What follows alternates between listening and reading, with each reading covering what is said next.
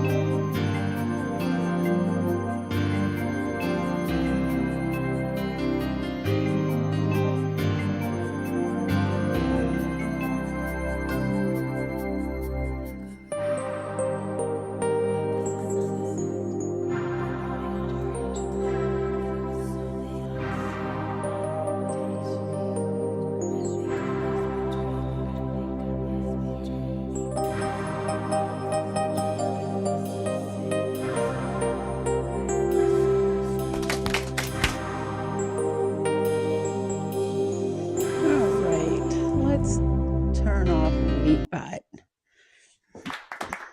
Okay, welcome. Thank you guys. I appreciate everybody being here. It's awesome. Woo. I appreciate the clapping and the encouragement because I am sick and I am at it and I'm hoping that I can make it through. All right, so you guys are at the Laughter After Trauma show, and my name is Deanna. I am a speaker, educator, and coach, and I intend to bring light and lightness to the heavy topic of trauma. I am a thriver after intimate partner violence, and my journey led me to find the beauty in the laughter and healing. I think laughter is something that we all need, and I think it becomes a light bulb moment when we realize we haven't laughed in a long time. And so that's the idea behind the show.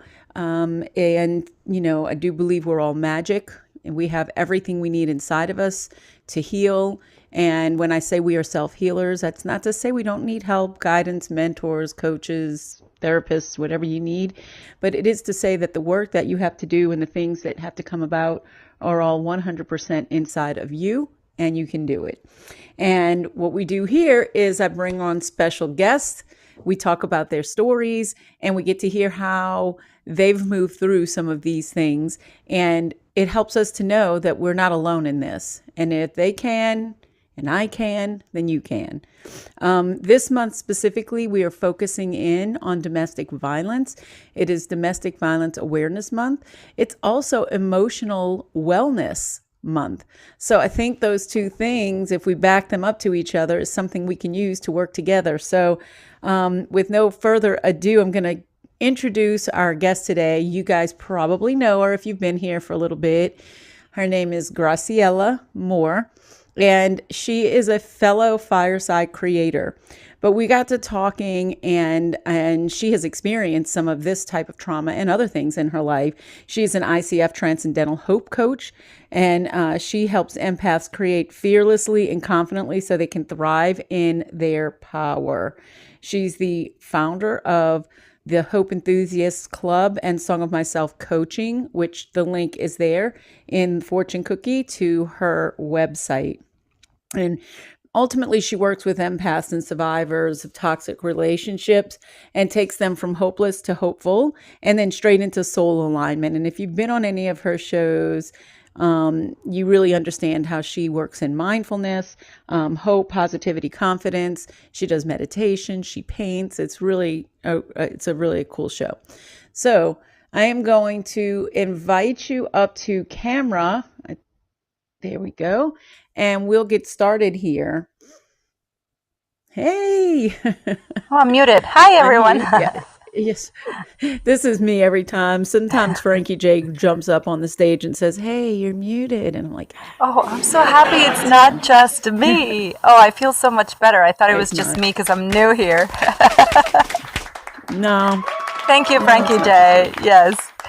Yeah, for me it's so Ron. Ron is always there to let me know that I'm muted. right, like hello. You go through your whole spiel and you realize nobody heard anything you were saying. And they That's saw it right.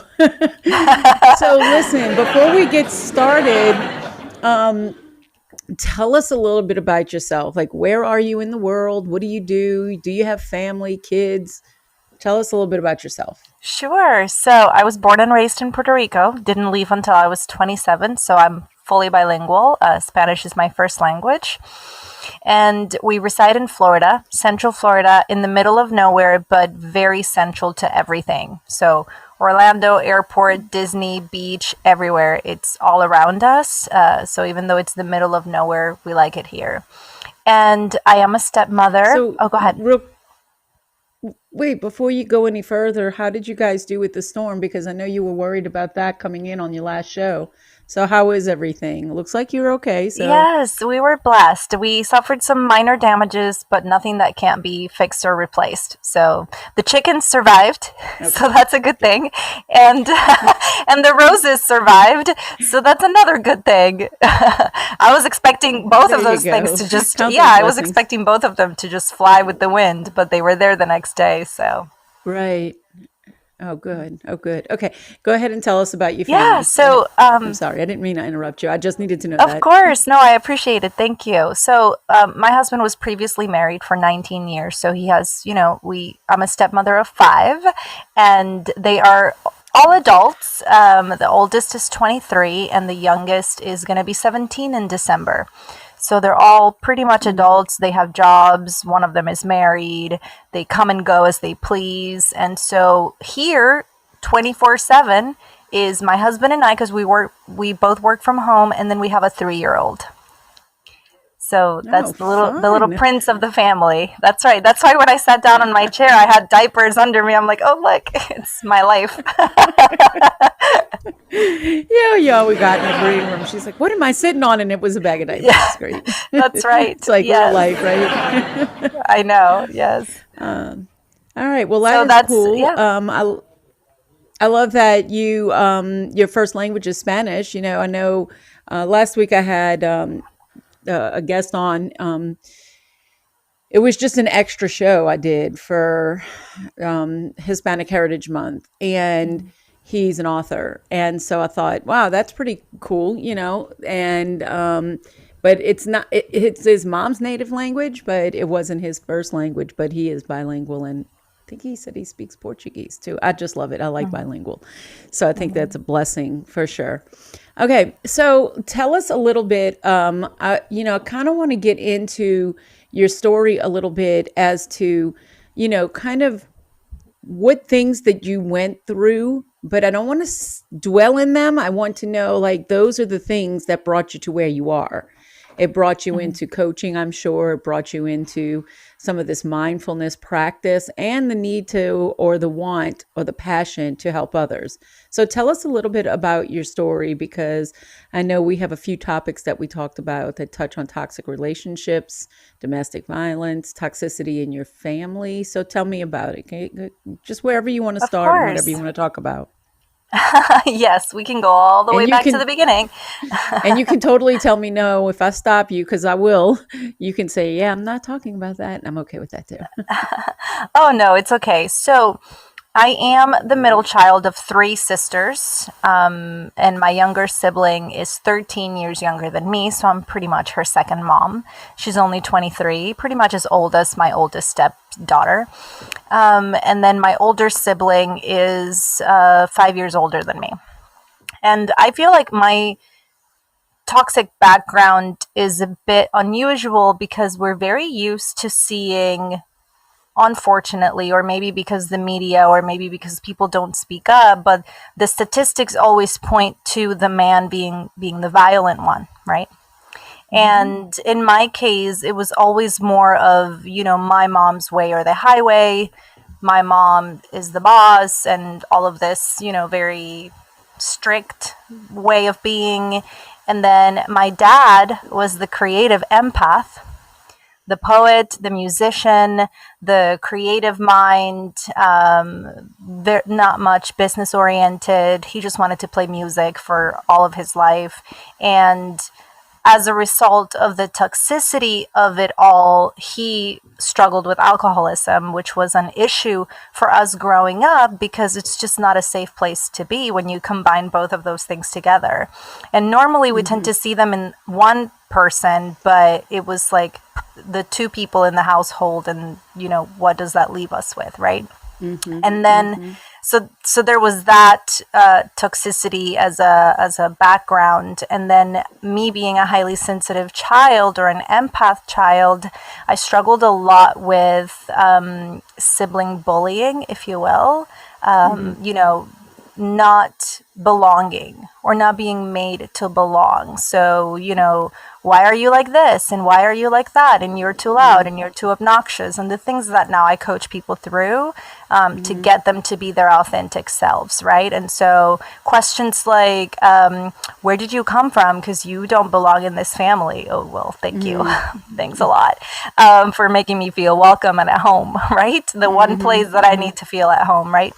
And so this type of treatment really extended well into my 30s until, honestly, my child is the one that changed my life. Because 3 years ago when Elijah was born, I was like, this is it.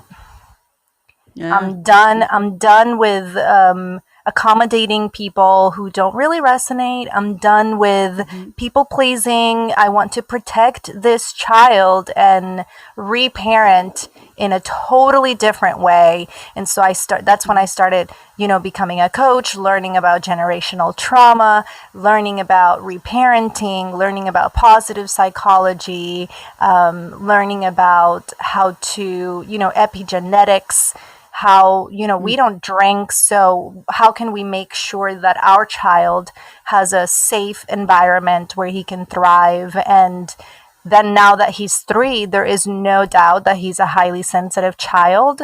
So I feel like even more focused on learning these things for myself, guiding the community to then be able to present him with as safe of a home as we can, right? Because we're not perfect. I get it. But that was, thank you. That was pretty much it.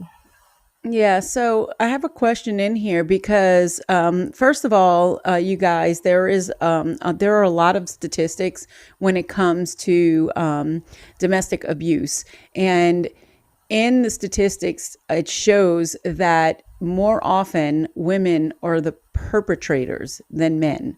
That statistic number is higher.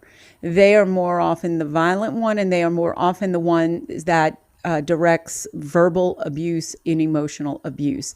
That is the statistic. The reason we don't hear that part of the statistic is because women are more often the ones injured.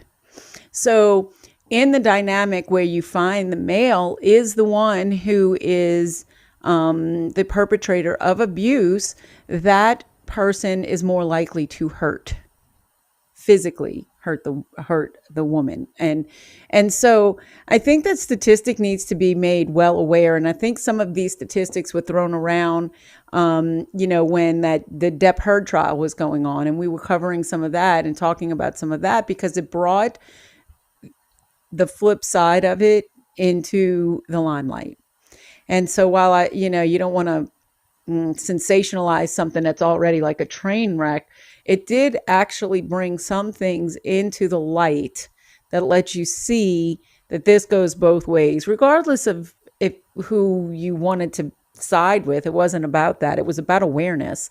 And I thought that was a good thing that came up. And when I started doing some research on these statistics, the pandemic really increased these statistics. People being locked in with their abusers. And it's a big, big issue. So you went through this with your family, and you found yourself, and I mean, maybe I'll say this, like in a middle child position, you already are in that place sometimes as the middle child by definition. Sometimes that first kid gets this kind of attention and the baby gets that kind of attention, and the middle child just kind of gets expected to just be able to do and handle things on their own. And so that kind of is a dynamic to begin with. And then you found yourself in this situation where you had two parents that really both of them had some toxic tendencies. Right. Did you find that any of that was a cultural thing? Well, Puerto Rico. Strong women, right? Strong Right. women. That's why I was saying they tend to be very resilient and very strong women. And so I was wondering if any of it was a cultural thing too, which relates to generational trauma, of course. Right. So we can call it cultural, and we can also call it honestly just historical, because, that's what I was talking about in my show yesterday, how my research shows that emotional intelligence didn't become a thing until 1990. So I was already 5, right? Which means our parents were not psychologically equipped to understand these things, to even have them in their awareness, right? They were just doing their best, and I get it. But Right. when it comes to power dynamics, however, so she was the breadwinner and he was not.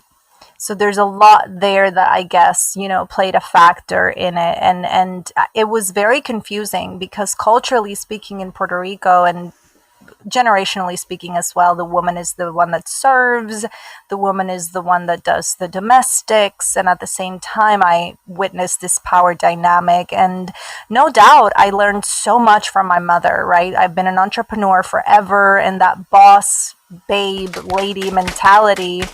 Yeah, thank you. I owe it to her and to her resilience in the business side of things, right?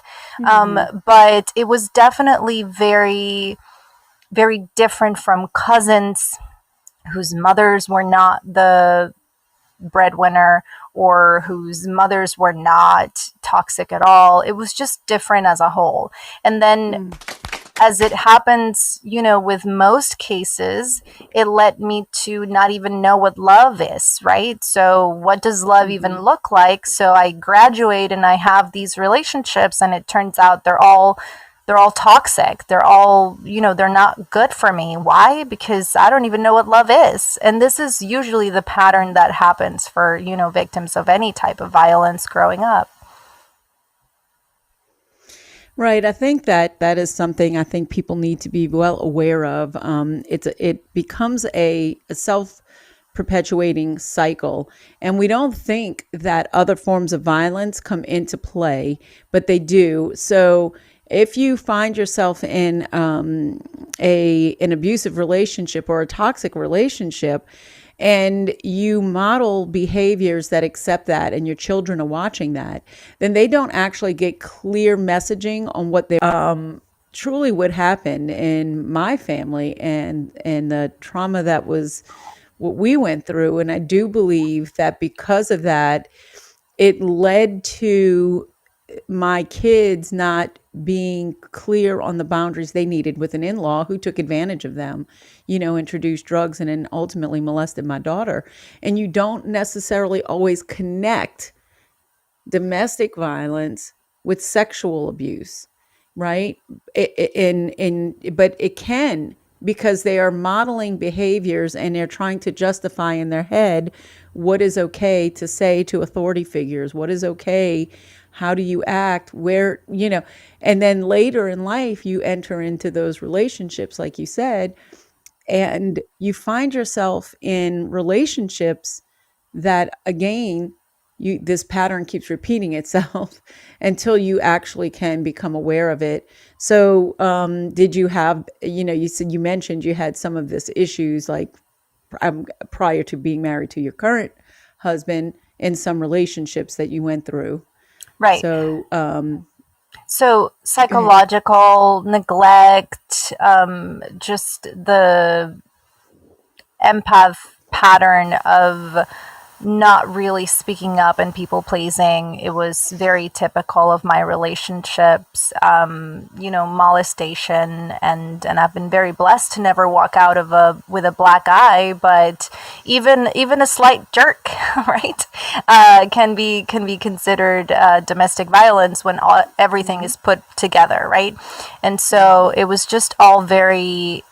The sad thing is to think that it's all normal, or that, the name calling is just, oh, this is the way I grew up, so this is just the way all relationships are.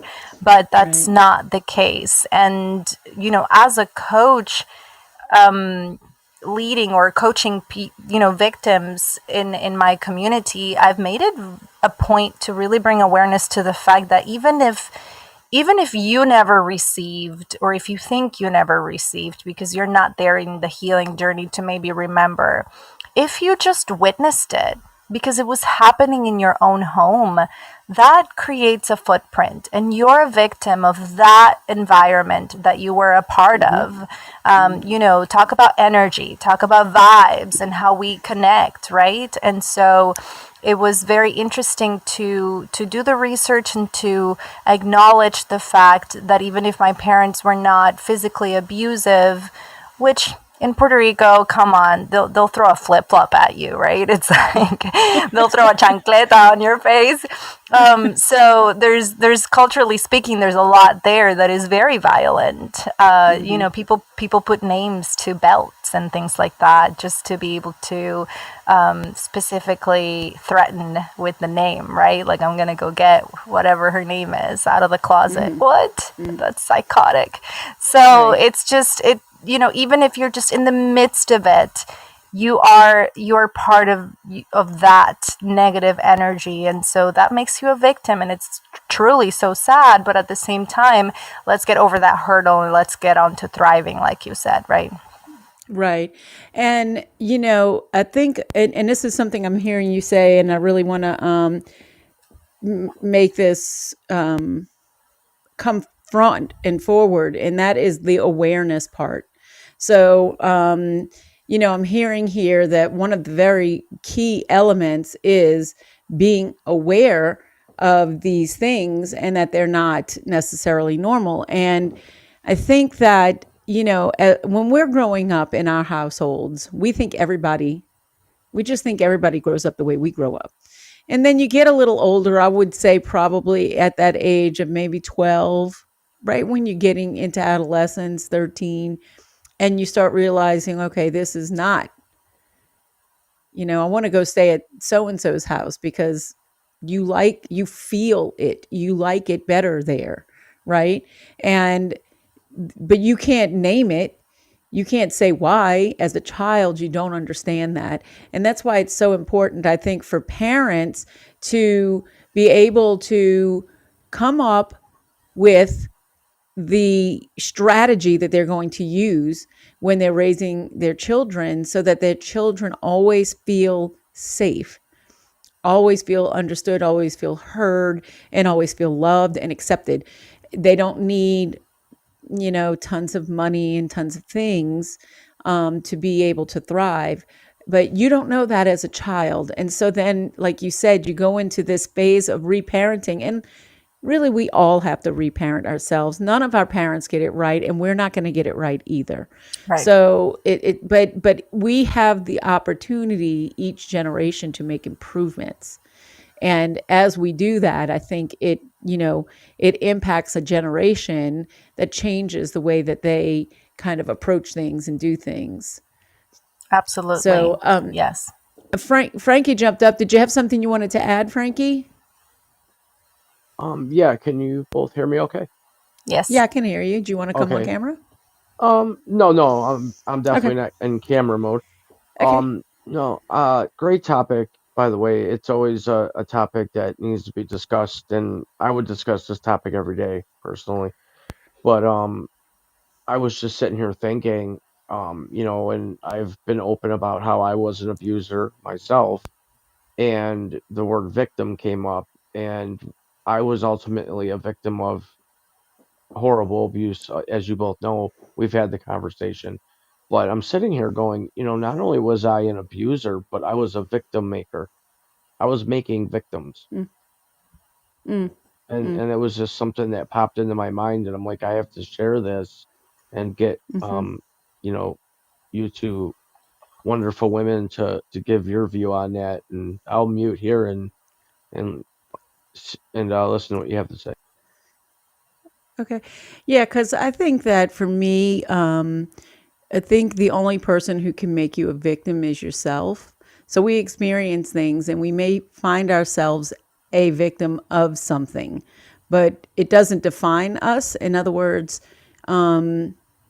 you had something happen to you and you can choose from that point to remain a victim or to decide never mind, I'm not a victim, and how you're going to move forward with that.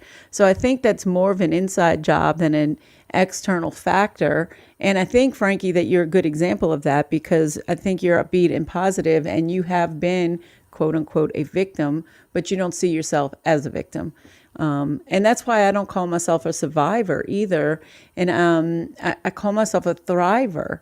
And the reason why is I feel like when you use the word survivor, even though it exhibits strength, and I was in survival mode for a long time, I'm no longer in survival mode, right? Survival and survivor tends to give the connotation that you're still in the struggle, Right. Yeah, or you still but find yourself in that place somewhere. it's all about how words are used also. I mean, I consider myself a survivalist, meaning I Okay. will Yeah. survive no matter what. So I don't call myself a survivor like, oh my God, I survived, being at Right. a Jets game as a Bills fan in New York.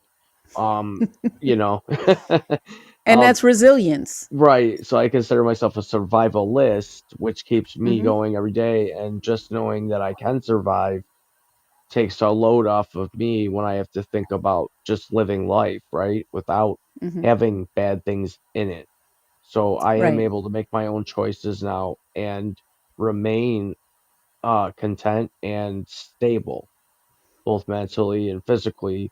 Obviously not physically at this very moment, but normally physically and mentally stable, content, safe, and rebuilding my mind, spirit, soul, and body. And it's Love it. amazing how if you just sit down, read, learn, embrace, and then implement, how fast things can change. And that Right. is it for me.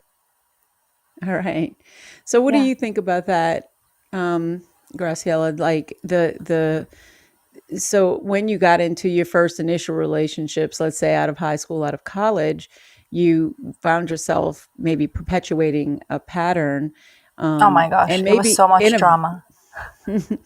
right. And did you kind of feel like a victim at the time? Well, you know what? During my 20s, I didn't know. I didn't even realize it, honestly.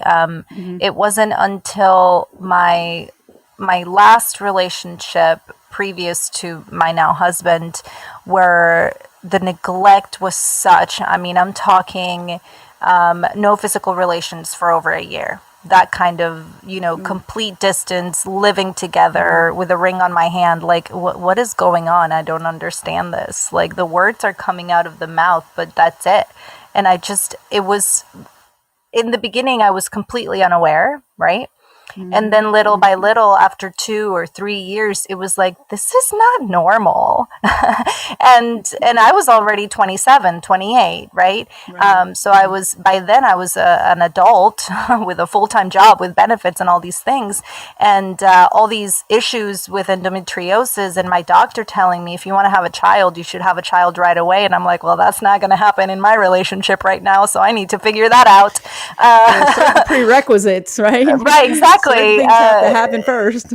Exactly. And then, even to that point, I remember, and you mentioned mindfulness earlier, so I would like to go back to that, if I may, because as the middle child who was granted a lot of freedom, and I thought I had all the freedom in the world until I became an adult, and I'm like, I was somewhat neglected and ignored.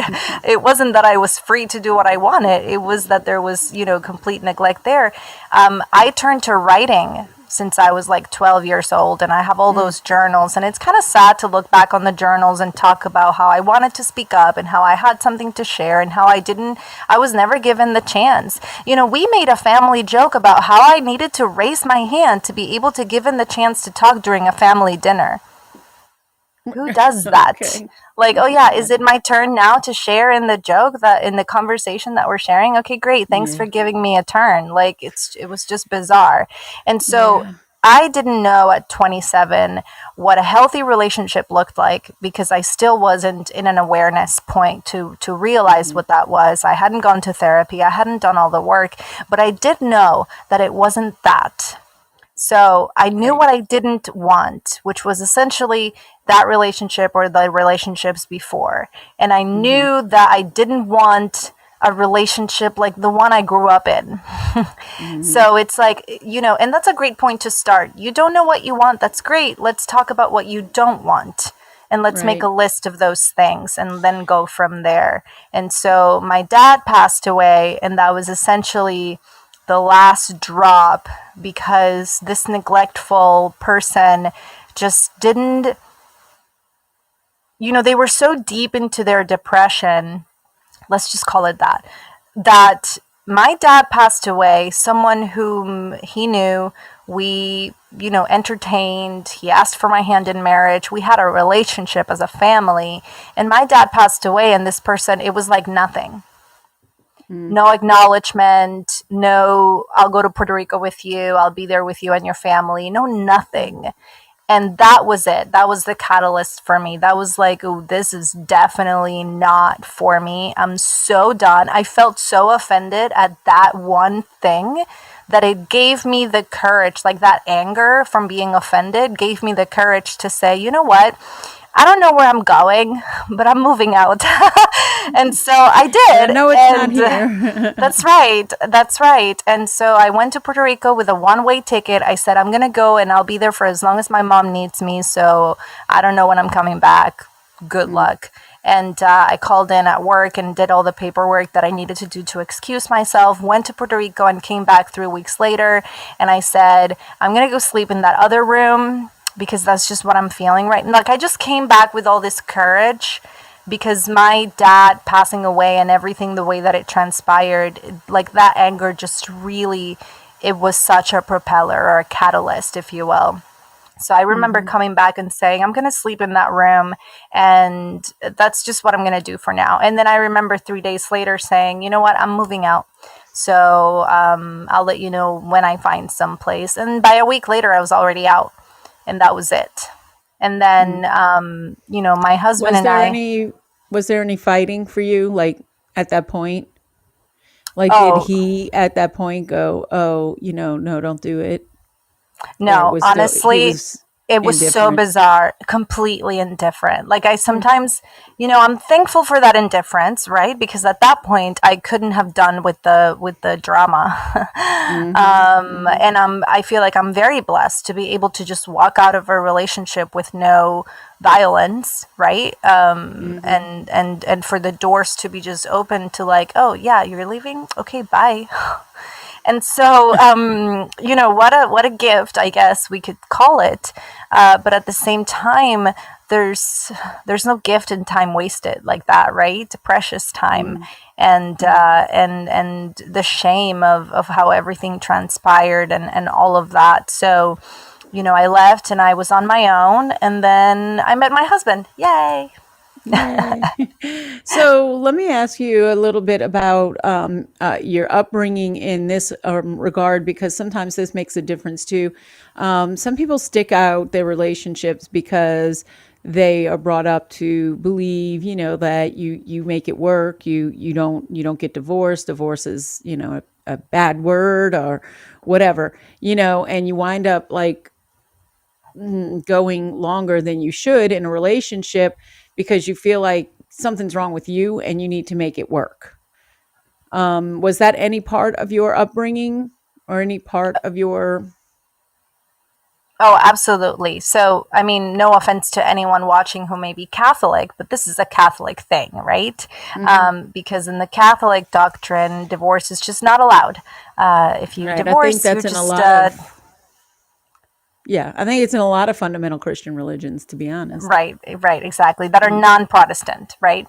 Right. And so Puerto Rico is like literally 90 some percent Catholic. Every other religion is very scarce and far between. So we can just generalize and say that they're all Catholics, right? And so that was my upbringing. And it's very sad because it's like, Yeah. what is it going to take for you to get out of this? And sometimes it's really just tragedy.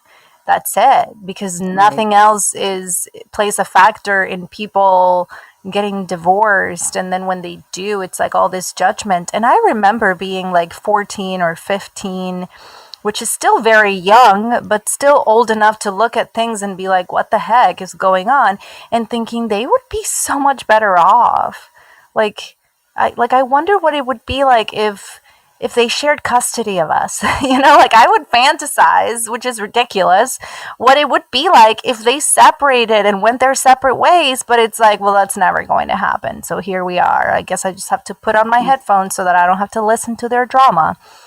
And so it's very sad. And it's played a factor obviously in my relationships as well, because even though we're not Catholics and we don't abide by anything like that, when I was in my 20s, it's like I really want to find my forever partner. All these notions that we think are so romanticized, and they're not realistic at all, right? And it's just, there's a lot there, and Hollywood plays a big factor in it. I blame Hollywood for a lot of things, not just Hollywood, but the media in general, right? Like we all want the rose-colored glasses and the one. Well, what is the one? The one may not exist because the one may hurt you. So, like, it's such a notion, right? And there's a lot there. Disney, So, and I mean, I don't bash it. I love the movies, the shows, the hallmarks, all the things where everything ends up better and we live happily ever after. I mean, it's all good and fine. It's a great way to, maybe take some mental breaks, but it is not real. And we really, when you're young, you just don't realize that, especially if you're raised, like you said, in a way that really emphasizes the fact that that is not acceptable in God's eyes, that, divorce is not acceptable. They don't really tell you the flip side, that abuse is not acceptable. You know what I mean? They, it always becomes this thing where you have to make it, like stick it out. And even if it is said, there's so much emphasis on making it work that you actually, I know for me, I ultimately felt that something was wrong. I see all these other people making their relationships work. What is wrong with me? I need to stick it out. I need to do this for kids because I had kids, and I need to do this. And it just, I mean, it's just not true. I mean, really just simply put, it's not true. And, and it took till, I was almost 40 before I figured this stuff out, And so it's, then you feel time wasted.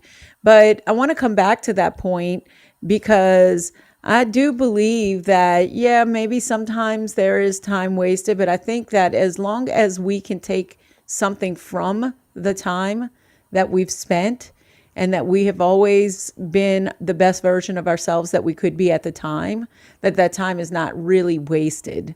And because I want to, when I first was going through my divorce, we dated for a few years, 4 years maybe. And, we were married from 18 years and, and I got, but it was a good run. And it makes you feel like, wait, what? This is more life this is more than it's the majority of my life at this point that I've lived connected to you. And you're telling me it's a good run, So it was a lot of sorting through beliefs, fundamental beliefs and my core values and reevaluating that. It took a lot because those things are so ingrained. I'm sure it's something that you coach. Something that you coach. How is it? How was that for you going from that last relationship and then being intentional going into your current relationship? Oh my which gosh. I'm guessing is very different at this point. Bless his heart. So it was a never ending interview of questions. And honestly, a lot of testing as well. Like I would test him and test myself. And, I got a therapist. I'm like, I need to figure this out. There's no way I'm wasting my time anymore. I want to have a family. Right. And that was also a deal breaker for me. Right. If he had said, I don't want to have any more children, we wouldn't have gone on a second date. Right. Because of my Right. own endometriosis issues and whatnot, having a child was one of my just factors, right? Like I really want to try for a child, and if it doesn't happen, then that's different. But if the person is not interested to begin with, then you're not the person for me at this point in my life. And so it Right. was a lot of testing in that way. But what helped, honestly, it was a blessing because, you know, in his 19 years of marriage, he was a victim of a certain, type of treatment. And when you meet two victims together who want to heal, who want to thrive, who want to have a conversation about how to do it better, I feel like honestly that's one of the best recipes for a thriving relationship because, I struggle with codependency, he struggles with codependency. We all have our triggers as they pertain to our past relationships, but being aware makes all the difference, and communicating and making sure that we do everything we can to have a safe relationship for each other, to accommodate each other, and then how that translates to our children, then that really makes all the difference, right? I don't think I would have, at that point in my life, I was just not going to put up with anybody who made me feel anything less than, because that was the pattern. And remember, I knew what I didn't want. So it was a question of, how am I feeling in this date? Do I feel less than, or do I feel like what you just said is it's kind of triggering in a sense because I've heard it before. And so it was like that. It was a constant job, honestly, to go on dates and to figure out if this is really gelling, which is a word I didn't know existed until very recently. Okay. I love it. Just vibing, right?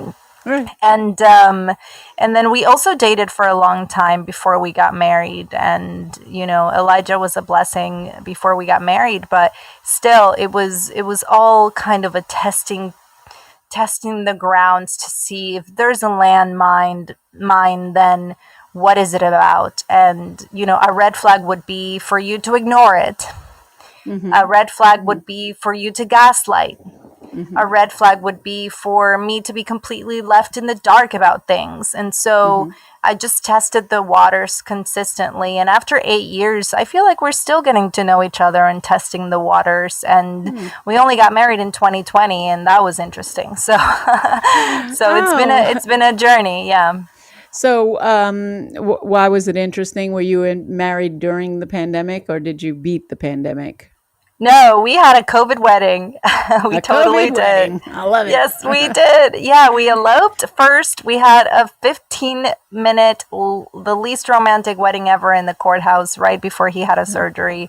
And then we had a COVID wedding with like just 40 people and very small. And it was perfect. Yeah, cozy. I love that. I think that when you've gone through prior relationships, your priorities even for your wedding, even for your union, become very different of how you want to share that with the people that you want to share it with. And I know for me, I'm remarried as well. And my husband, I met him in junior high, so I've known him a long time. But when we got remarried, I was not his first wife. Obviously, we got married just in 2015. So we'd both been in prior relationships. And it was just like, we're not spending money making a big to-do about a wedding. And so we just we got married on a streetcar. As I live in New Orleans, so we have, kind of like, I don't know if you know what the streetcars are, like a trolley. But anyway, Yeah. so, which was something significant to us because it ran by our high school. So, I was just like, yeah, no, we're just going to do it this way. We did it very last minute. I proposed, whatever. Nothing about it was traditional, but it was only a small amount of people. And I do think that that is something that when you move through relationships, you start to really decide what matters the most, who you want to share that with. And, it's about the two of you. It's not about everybody else, but you want them to share it with you.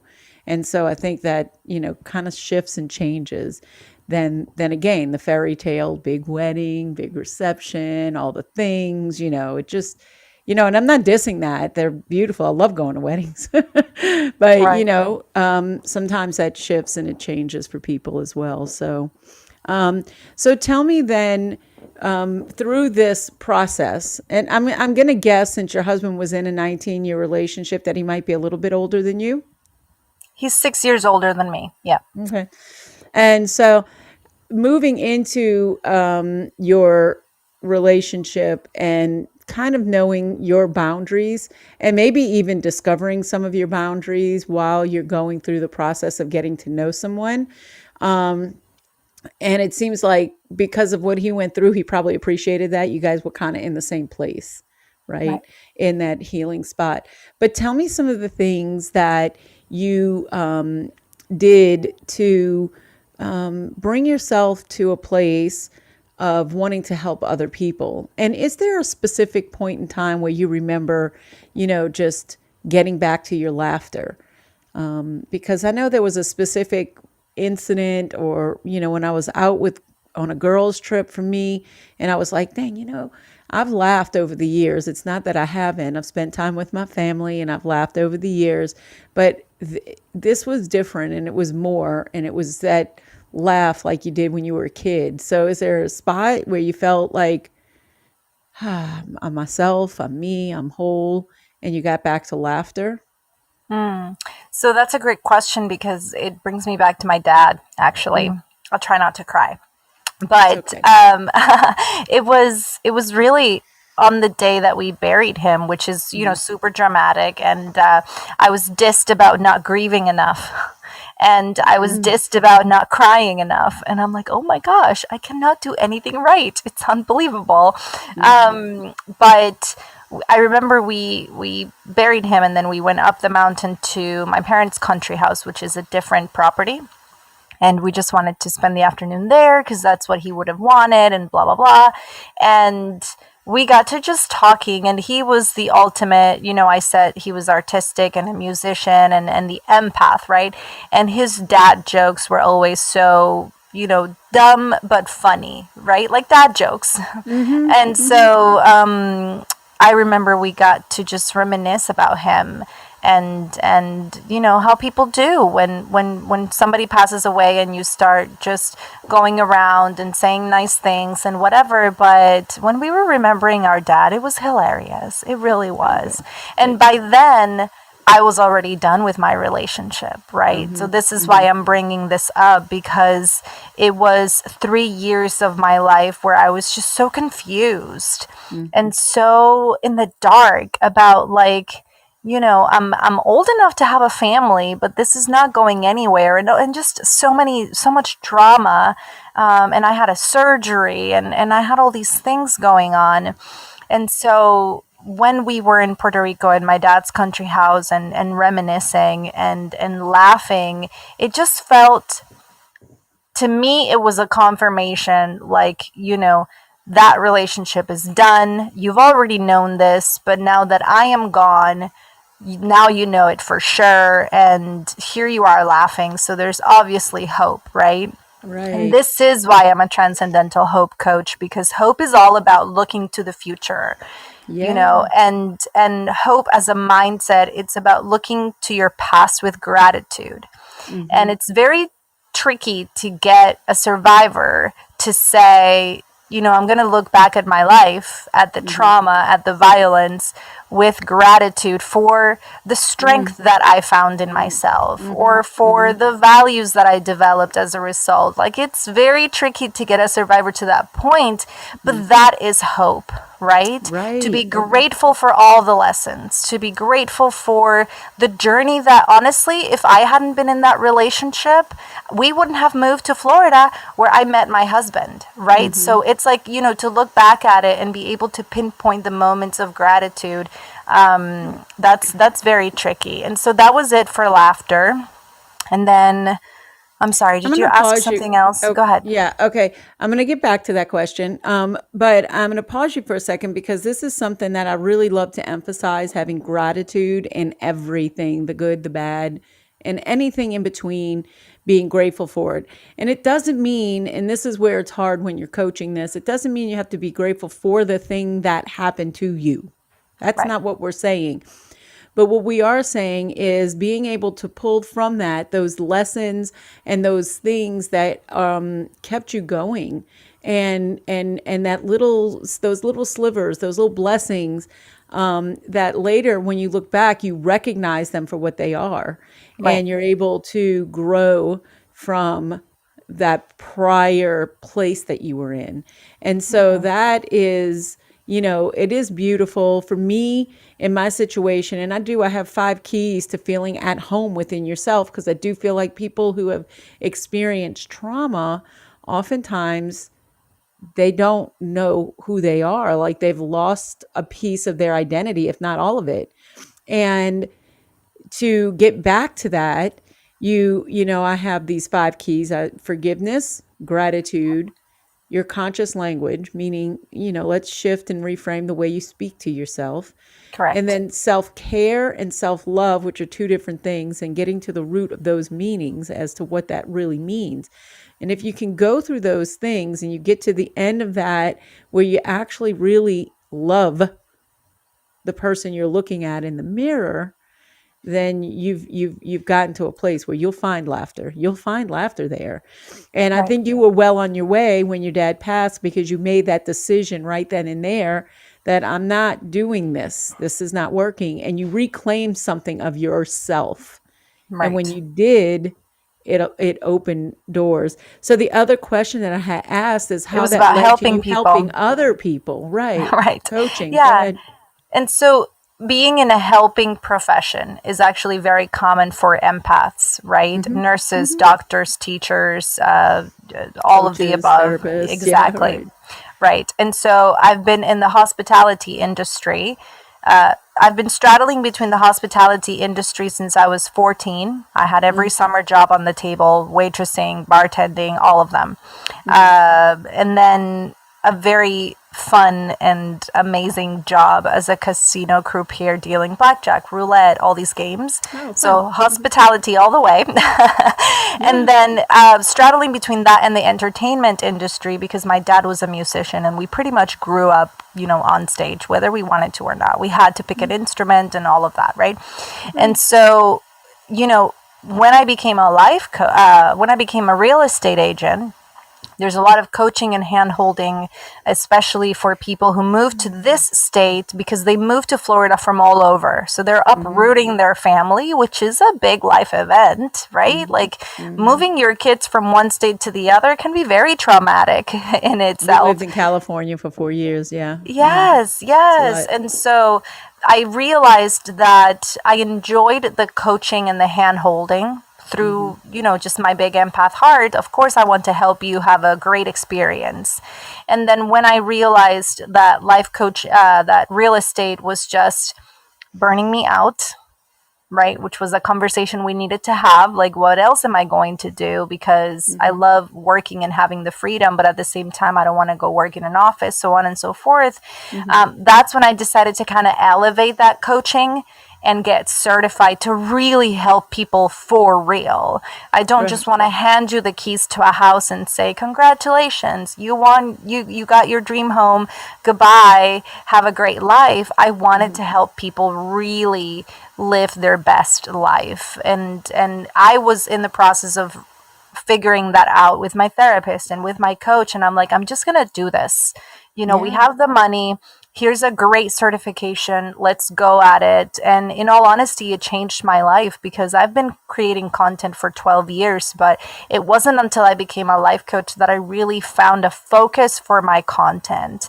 You know, what is my content really going to do? I kept hearing, how are you going to bring value to your Instagram? You have to provide value in every post. And I'm like, I don't know how to do that. Value? What value? I'm just, showing my face and doing my thing. And then I became a coach, and it's like, oh, now I get it. Right. Like now I can give some tips and pointers. So it's been wonderful. Yeah. And I do think, like you said, that people who are empaths wind up in some sort of service industry because it is the way it is. And for me, it was similar. For number one, I did real estate. So I did that. And actually, when I went through my real estate licensing and the classes that I took, one of my teachers, even in that class, was very much a psychological. He taught you the things that you need to do to connect with your clients because it's a people business, right? That's right. And so it's all about relationships and connections. And so and when he did, it was a light bulb even then. And then I Right. did some teaching. I've done dance teaching for all my life. And then I did some, substitute teaching and stuff like that. And when I decided to become a coach, I had gone to an experience that I do now every single year. It's a conference, but they call it an experience. I guess I don't know. It's hard to describe, but it is something that you go to. It's self-reflective. It's individual. You go through the whole workbook. You work down. You get, it's just very, very introspective. And when I did that, it was one of the things that spurred me into coaching. It was one of the things that made me recognize that I needed to tap into gratitude, and I couldn't figure out how I was going to do that. And one of the doctors that was teaching, and mentoring this class or this experience, he came and personally coached me. And the thing that he went through, he lost his nephew. And I was crying over, divorce and, my children being taken advantage of, which is horrible. I'm not minimizing it, but I do still have them. They're here with me and they're still on their healing journey but they're here. Right. And so, but I was obstinate about, like, I don't have to be grateful, I don't have to be grateful for this. What do you mean? And we misunderstand what that means. We also misunderstand what forgiveness means, because forgiveness is about us. It's not about the person who harmed you. And so, I spent an entire year working on that. And when I did, I realized that their framework, I was like, I need to teach this to people. That's what Right. my heart says, right? As an empath, you find something that's beautiful and it opens up all these avenues in your life. And you're like, I need to share this. Other Right. people need to know. They didn't have a coaching program.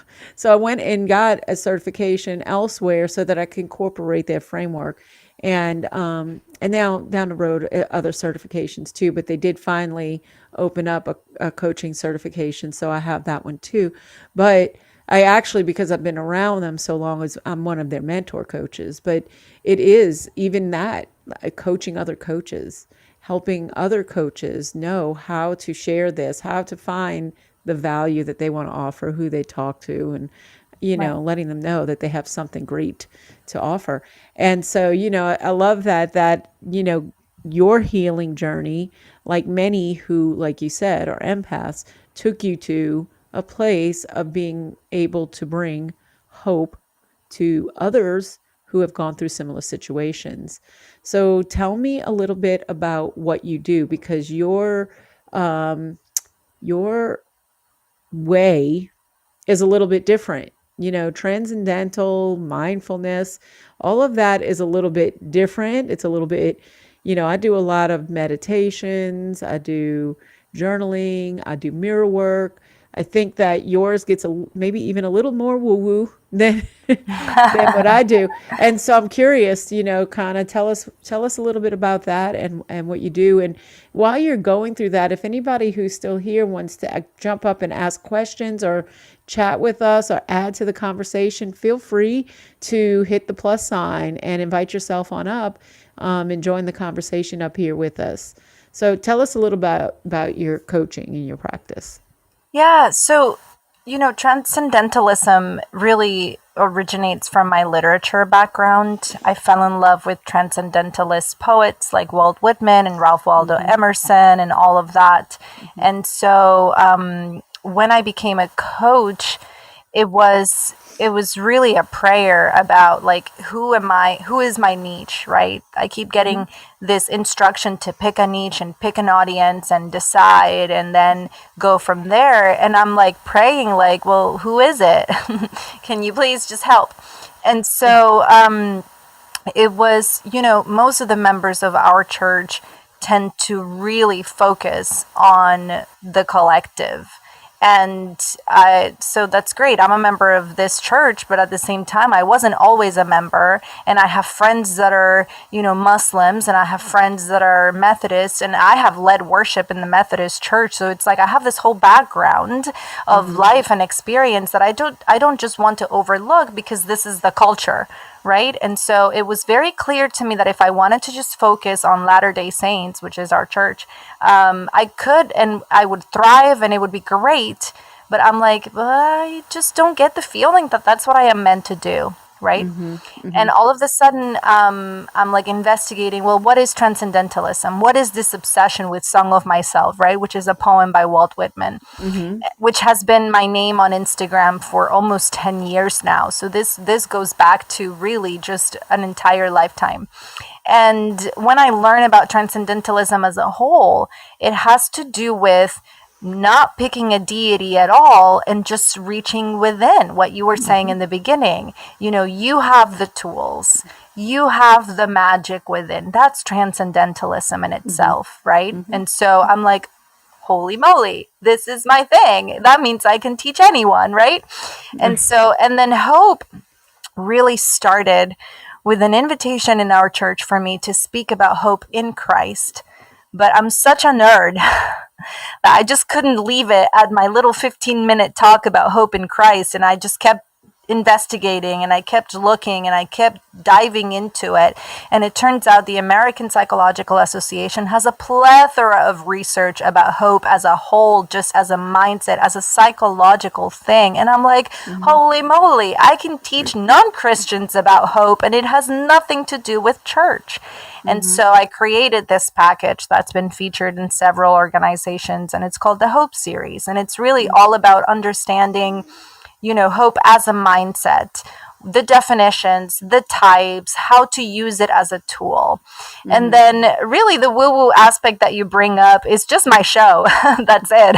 Okay. Because my coaching is very traditional. I do the journaling, I do the meditation, and we do a lot of experimenting because even though I love journaling and I attest or testify that it helps, if my client says I've never journaled and I'm not interested, okay, great, let's look for other avenues of mindfulness. Exactly. So it's really about them being the one on the driver's seat. But then when it came to looking for an idea to get the community together at least twice a month, because this is what I like to teach people, right? Like, if you're not going to drink water every day, then at least drink water on Wellness Wednesday, right?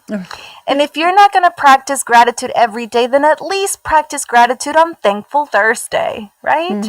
And so if you're not going to meditate every day, which I completely suggest that you do, then at least join me twice a month to meditate together. And then I'm like, well, when during the month are we going to do this? And I've always loved the moon. I've always journaled, I have this moon tattoo. So that relationship goes back to childhood as well, looking out my window and wishing I wasn't listening to the things I was listening to and just wishing I was somewhere else. Like, there's a whole history there. And so I'm like, oh, I know. let's do it for the new moon and the full moon, because I see a lot of people on Instagram doing moon rituals and whatever. Yeah. And so it's really just about journaling with intention. So I had to do some research, what is it about these moon rituals? What is the really the theme of the new moon and the full moon, and how I can employ my coaching into this. And then I started hosting those groups privately on Zoom, and that's what landed me here, because it was all over my Instagram, and so it was an invitation to just share it as a show. And I'm like, oh my gosh, but a show just twice a week, twice a month, that doesn't sound enough to me. And that's when I go deeper in my research and find out that Mondays is the moon day. That's why it's called Monday. And I'm like, oh, Monday has always been my favorite day of the week. So that's perfect. Let's do it. And so it's all about motivation and about strategizing. So that's all I do. I love it. I love how everything kind of just connected to the next thing. So you know that you were on the right, you were heading in the right direction. You were on the right path. Absolutely. Brian jumped up. Brian, did you have something you wanted to ask or add? Tell us what you have to say. And don't forget to unmute because there you go. Yeah. Am I coming through? Yes, you are. We can hear you. Okay, because the internet is acting a little bit funny here. Okay. But anyway, yeah. I wanted to come up as a support. I am not a victim of domestic violence, but I am a good friend of Graciela. We first met on Wisdom, and I've been part of a few spaces of hers here on Fireside as well. So yeah, I don't have a question, but it was interesting earlier when you were talking about the divorce thing and how it's viewed by certain religions. And I kind of wish that those religions would evolve those views a little bit, because there is a lot of stuff that goes on that priests and deacons don't know that goes on in homes, and so they need to be aware of that. And what would Jesus do? I mean, of course, I'm not saying just give up either, but if your life is really threatened, you have to do something. You should be able to get out if you know that your safety is threatened. So, so I applaud both of you for bringing awareness to that. So that's what I wanted to add. And thank you both for your support of me. Oh, thank you, Brian. And yes. And I do think that, you're right. There is, there are principles by which we live and we abide. And if those principles are scriptural, are biblical, it's okay. But just to know that they are principles that were written out, and not necessarily laws. And so that's where the human factor has to come in. I like how Brian said that they don't know everything that goes on in the house, and to be judged for something in that space when you feel like your safety is at risk is not okay. It isn't. And I do think that for the most part, it has come a long way. But I just do think, fundamentally, people who follow things fundamentally will still have very big issues with this. And again, I do think this is something else that could be generational, where you've been, families pass down their belief systems years after years and generation after generation. And it's so much so that it can become almost, like you said, like an epigenetic type of situation. Not to get too far off because I want to wrap up here because we've been here for a little bit over an hour. But one of the things that I learned in just doing my own studying of epigenetics was cell memory, and how cell memory is passed on, and it can go back up to 10 generations. So that's a big deal when you think about 10 generations ago, and now you're in the 1800s, and you may have certain cell memories that have pulled forward in your body that actually could trigger a memory that for you, you're like, I don't know where that memory came from, or you might feel deja vu, right? And sometimes that's cellular memory. So it's just, yeah, it's totally an intriguing field. But when you take that into account with all of the other things collectively, I think that when you nerd out, like you said, and you do the research, it brings a whole lot more to how you serve too, because it Right. broadens your understanding and your ability to be able to accept people where they are, and to be able to, you know, approach it without judgment, which I think is really important when you're coaching for sure.